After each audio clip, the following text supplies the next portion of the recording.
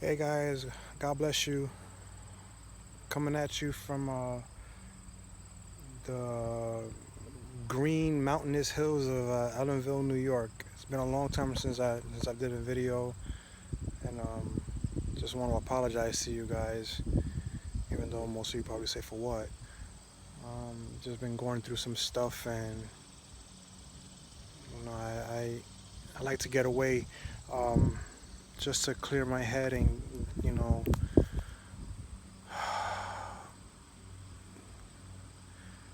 I guess I'll be one with the creation, be one with God, and just before I say anything else, Hector, why do you always sound so sad? I'm not sad. It's just my personality is very melancholy, so uh, you know we Latinos call it tranquilo. I'm tranquilo. Um, so if it sounds weird to you, I do apologize, but I'm just documenting my thoughts. Um, and out here, it's easy to do that because you hear. I mean, yeah, you hear nature and you hear the birds, and you guys can't see it, but there's flies buzzing around my face. Um, but I don't hear anything else but you know the sound of the crickets or the occasional falcon or bird screaming as it flies through the air.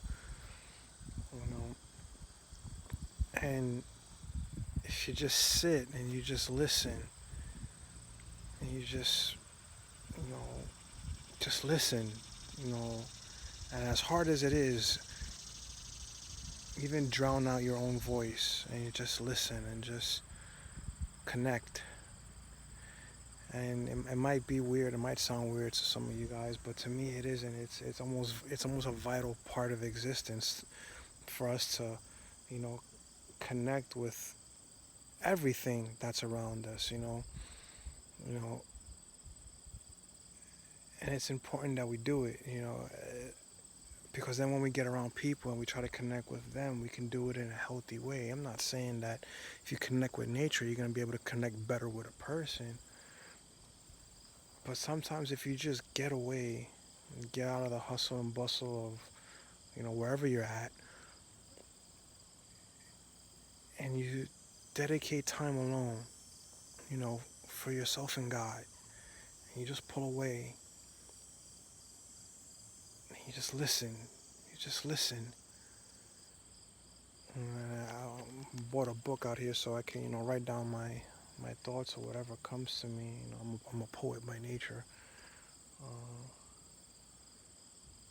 and honestly, journaling is an important part of the Christian experience. I think it's actually an important part of the human existence. Whatever it is you're going through, write it down, you know, so that when you get past it, especially if it's a negative, especially if it's like a sad situation you're trying to get past, write down your feelings, write down your thoughts, and I understand why David sat out, even though it was for that period of his life, it was his profession. He was shepherding his father's flocks, but I understand the beauty of his Psalms now, and I invite you guys to go read them,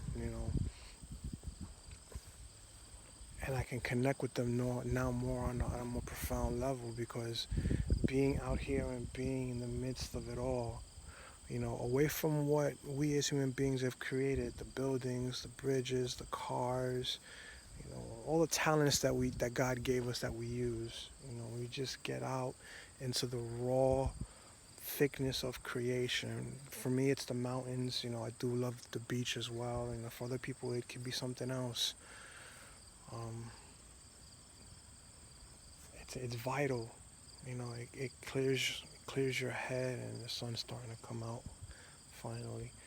It clears your head and puts things into perspective. I mean, I I'm gonna say this about myself. I'm temporary. I wasn't meant to live forever.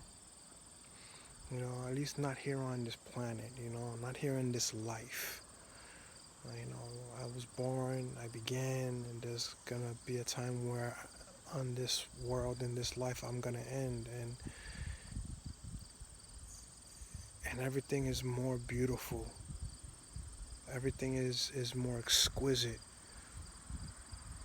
because our time is so short and we can appreciate what we do have around.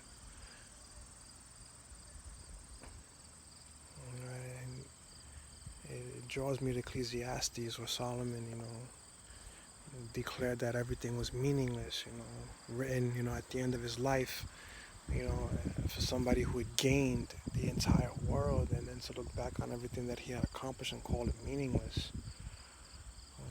Well, the words of, I don't want to say bitter,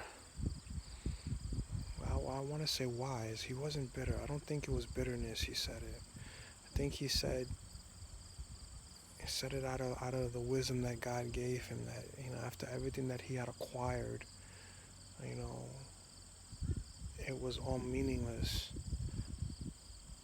And I can understand that because it is all meaningless without God. It's all meaningless.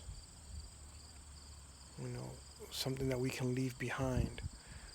Something that a mark that we make in the world. Why? For whom? If not a mark that says, I lived a life for God and I was all the better for it,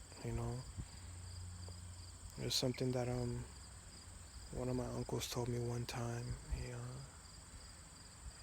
He told me, I have loved one woman only, and I am all the better for it. And I'm pretty sure, I can't remember which, but I'm pretty sure he was quoting a book. But I can't remember the book right now. And that one connection that he had with my aunt, he was able to say that through the love that he shared with her made him better. The love that I share with my wife makes me better. She makes me better. I'm nothing, like physically in this life, I wouldn't be where I'm at now without my wife. But I wouldn't have had my wife if it wasn't for God. I don't deserve her. I don't deserve him. But he loves me. He loves you too. Whether you realize it or not, whether you want to accept it or not. Hey, even if you don't believe it or not, I'm not going to get cliched on you and say he's got a plan for you, because he does. And if you just reach out and dedicate time and just love him. I think us as Christians, we dedicate a lot of time to the establishment of church, which is, I'm not going to denounce the idea of congregation or the idea of being part of a church body, because it's so vital to our lives. But I think our focus has changed, and the institution has become the entirety of our Christian experience. And quite honestly, and I'm going to turn the camera now so you can see what I'm looking at. And to those of you who don't care about nature, this won't mean anything to you. But to me, seeing all that, I'm in a church right now. And the sounds that I hear are the sounds of his creation singing out to him. And yeah, that might sound romantic, and oh my God, you might be rolling your eyes, especially if you don't believe in God and you're watching this. And I'm going to reiterate, the institution of the church is important. Us congregating and being together and helping each other in our faith is vitally important. But it isn't the entire Christian experience. And this is just as beautiful, just as vital, and just as necessary. So the question I have for you guys today is, what is necessary in your lives? What has become necessary for you?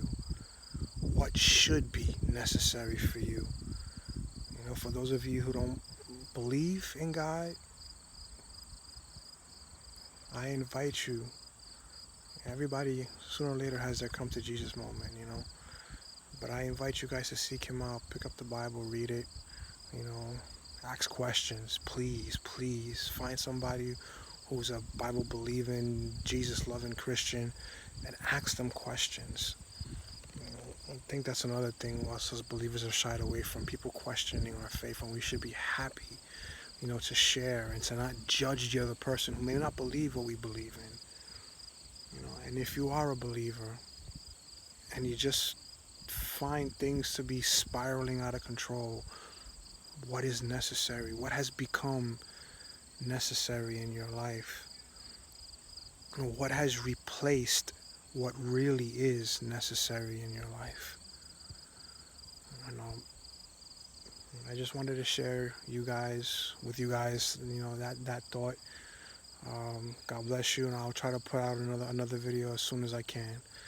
Coming at you once again from Ellenville, New York. God bless you guys. Keep moving forward. Keep trusting God. And don't let anyone stop you from getting to where God has already ordained you to be. God bless you guys.